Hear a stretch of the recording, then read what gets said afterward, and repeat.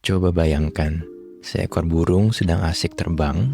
Tanpa sadar, dia menabrak kaca jendela rumahmu. Kamu duduk di dalam kamar, tiba-tiba kaget dengar suara keras itu. Penasaran, kamu pun melihat keluar jendela.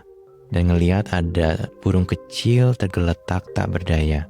Dengan hati-hati, kamu angkat dia dan bawa masuk ke dalam kamar, berharap dia bisa baik-baik aja. Gak lama kemudian, burung itu mulai sadar. Tapi yang kamu lihat, tubuhnya bergetar hebat, shaking dengan sangat intens seperti sedang kejang. Dan sekarang pertanyaannya, apa yang kamu rasa seharusnya kamu lakukan di situasi ini? Aku Agus dari In The Middle Space dan ini adalah video pertama YouTube channel kita. Tadi itu adalah contoh kasus dari buku Waking the Tiger-nya Peter Levine. Dan jawabannya mungkin mengejutkan. Jika kamu membiarkan burung itu menyelesaikan proses shakingnya tanpa mengganggunya, burung itu akan bisa pulih dan bisa terbang lagi melanjutkan kehidupannya yang normal. Tapi jika di situasi itu kamu panik dan mencoba menenangkan burung itu dengan memegangnya erat-erat, burung ini tidak akan selamat. Atau jika selamat pun, akan ada dampak besar dari kejadian itu pada tubuhnya. Dan ini adalah salah satu contoh bukti bahwa trauma itu tersimpan di dalam tubuh kita. Jadi trauma bukan sekedar stres di otak pikiran kita, tapi trauma memang terjadi di dalam tubuh kita. Dan mungkin ini kalimat yang udah sering banget kamu dengar, tapi mungkin belum jelas apa sih sebenarnya maksudnya. Dan setelah nonton ini, aku rasa kamu akan jauh lebih paham maksudnya. Dan di akhir video ini kita akan bahas apa yang bisa kita lakukan dengan trauma yang tersimpan di dalam tubuh. Dulu aku ingat ketika aku baru mulai meditasi, yang paling aku gak suka itu adalah berlatih mindful dengan tubuh. Pada saat itu aku gak terlalu paham siapa gunanya. Begitu juga di sesi terapi, aku cerita panjang lebar tentang apa yang terjadi di hidup aku, dan malah ditanya kembali, apa yang kamu rasakan di tubuh kamu? Dan dalam hati ada rasa kesal, kenapa sih orang lagi cerita seru-seru, malah responnya hanya disuruh cek ke tubuh lagi. Tapi setelah bertahun-tahun belajar dan memproses, sekarang aku sadar kalau sebenarnya ini adalah salah satu pendekatan yang paling powerful. Jadi selama ini kita terbiasa fokus dengan cerita atau kisah yang terjadi dalam hidup kita, dan bagaimana kita bisa move on atau bisa melepaskan cerita itu. Tapi yang sering kita lupa bahwa di momen traumatis itu, ada bagian diri kita yang terpengaruh paling besar, tapi setelah kejadian berlalu malah kita mengabaikannya, yaitu adalah tubuh kita sendiri. Jadi aku nonton podcast di mana Dr. Gabor Mate pernah bilang, jika kita melakukan tes pada orang yang punya trauma masa kecil yang signifikan, kadar inflammation pada tubuhnya akan sangat tinggi secara tidak normal. Dan resikonya lebih tinggi terhadap kanker, autoimun, depresi, dan masalah mental health lainnya. Jadi trauma bisa mengganggu mekanisme stres tubuh seseorang, sehingga lebih banyak hormon stres yang diproduksi. Dan sebenarnya hormon stres ini memang berguna bagi kita saat dalam bahaya dan masuk dalam survival mode. Tapi pada orang dengan trauma yang terjadi adalah tubuhnya tetap memproduksi hormon stres ini bertahun-tahun kemudian, bahkan ketika mereka sudah aman dan baik-baik saja. Dalam jangka panjang, ini punya dampak yang sangat serius. Bisa melemahkan tulang, mengganggu sirkulasi darah, menyempitkan pembuluh darah, hipertensi, sehingga resiko penyakit jantung juga lebih tinggi, menekan sistem imun, menyebabkan penumpukan lemak di daerah perut, dan juga memicu depresi lebih lanjut. Jadi trauma mengubah brain chemistry dan communication, mengganggu fungsi amigdala yang adalah pusat kita memproses emosi, dan juga hipokampus, pusat memori dan pembelajaran, dan juga prefrontal cortex, yaitu pusat perhatian dan kontrol perilaku seseorang. Gejala-gejala umum lainnya yang sering muncul di seseorang dengan trauma mungkin adalah brain fog, sulit konsentrasi, dan juga kesulitan berganti tugas, mudah tersinggung. Yang menarik juga, sistem pencernaan orang dengan trauma juga sering terganggu, Dan kadang ini bisa muncul bertahun-tahun setelah kejadian traumatis, padahal dalam beberapa tahun di awal nggak ada gejala apapun. Jadi stres kronis di tubuh membuat pencernaan melambat. Makanan yang kita konsumsi jadinya mengalami fermentasinya di usus, menciptakan lingkungan yang sangat ideal untuk bakteri dan jamur untuk tumbuh berlebihan. Dan karena ada jaringan langsung antara usus dan otak kita, ekosistem yang terganggu di usus ini secara langsung pun mempengaruhi kesehatan dan fungsi otak kita juga. Kembali lagi ke buku Waking the Tiger-nya Peter Levine, diceritakan pengamatannya tentang sebuah hipotesis menarik nih teman-teman. Kenapa ya binatang liar di hutan atau di jungle tidak mengalami trauma, padahal mereka sering diburu predator juga sehari-harinya. Dan kita bayangkan seekor impala yang diburu seorang cheetah, dan ketika impala itu menyadari ada ancaman, dia otomatis langsung masuk ke survival mode. Dan apapun respon tubuhnya saat itu, entah fight, entah flight, atau freeze, tubuh impala itu tetap memproduksi energi yang luar biasa banyak. Ini adalah soal hidup dan mati. Dan bayangkan betapa besar hormon dan energi yang disiapkan tubuhnya untuk menyelamatkan dirinya sendiri.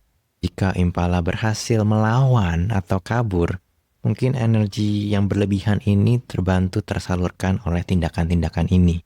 Dan mungkin impala bisa lanjut hidupnya dengan normal setelah kejadian intens ini. Tapi jika yang terjadi di momen itu adalah respon freeze, di mana impala udah nggak menemukan cara untuk melawan atau kabur lagi, yang terjadi adalah impala collapse, seperti pingsan atau tindakan pura-pura mati, yang sebenarnya adalah mekanisme tubuhnya untuk self-dissociate dan numbing, mempersiapkan diri jika dia akan menghadapi rasa sakit luar biasa ketika dia akan dilukai oleh predator itu.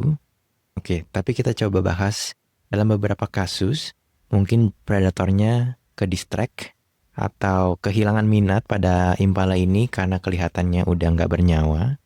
Dan ketika predator itu sudah jauh, impala akhirnya kembali mendapatkan kesadarannya, bangun dan mencari tempat aman, anggaplah sebuah goa. Dan disinilah dia melakukan sesuatu yang mungkin menyelamatkan nyawanya dan membebaskannya dari trauma. Impala ini akan menggetarkan, akan shaking tubuhnya dengan sangat intens, mendischarge energi yang berlebih di tubuhnya.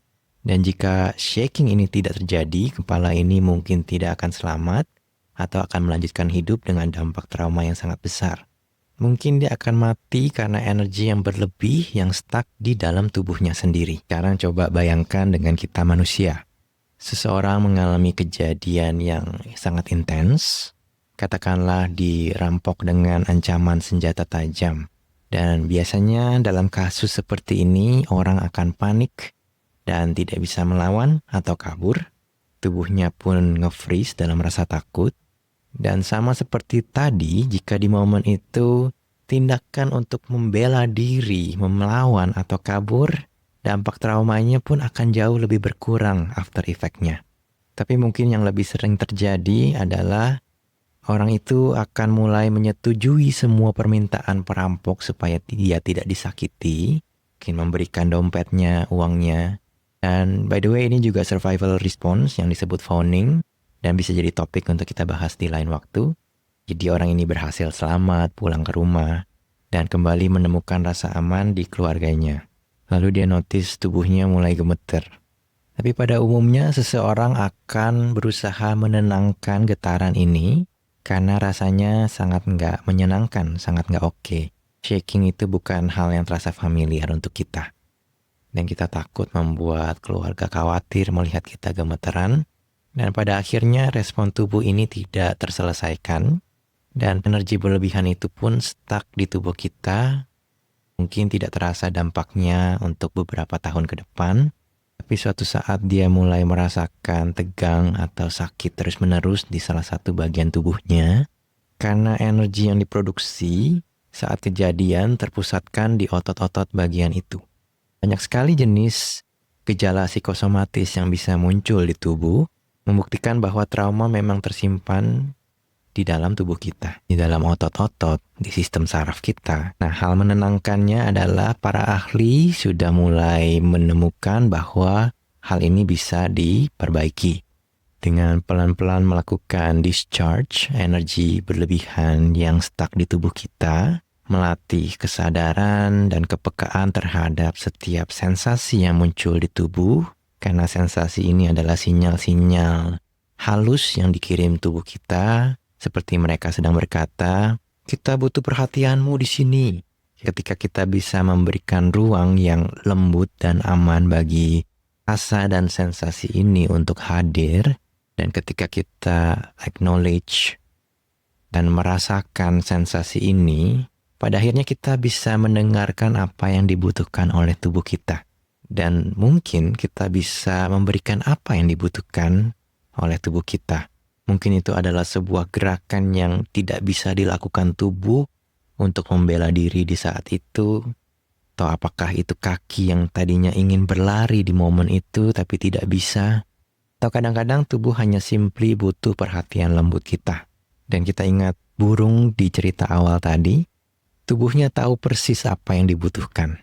Dan kita juga sebagai manusia sebenarnya punya wisdom itu di tubuh kita. Tubuh kita tahu cara menyembuhkan dirinya sendiri. Yang kita butuhkan adalah memberikannya ruang, memberikannya waktu. Dan yang paling penting adalah untuk mendengarkan dan juga percaya dengan proses alami tubuh kita sendiri.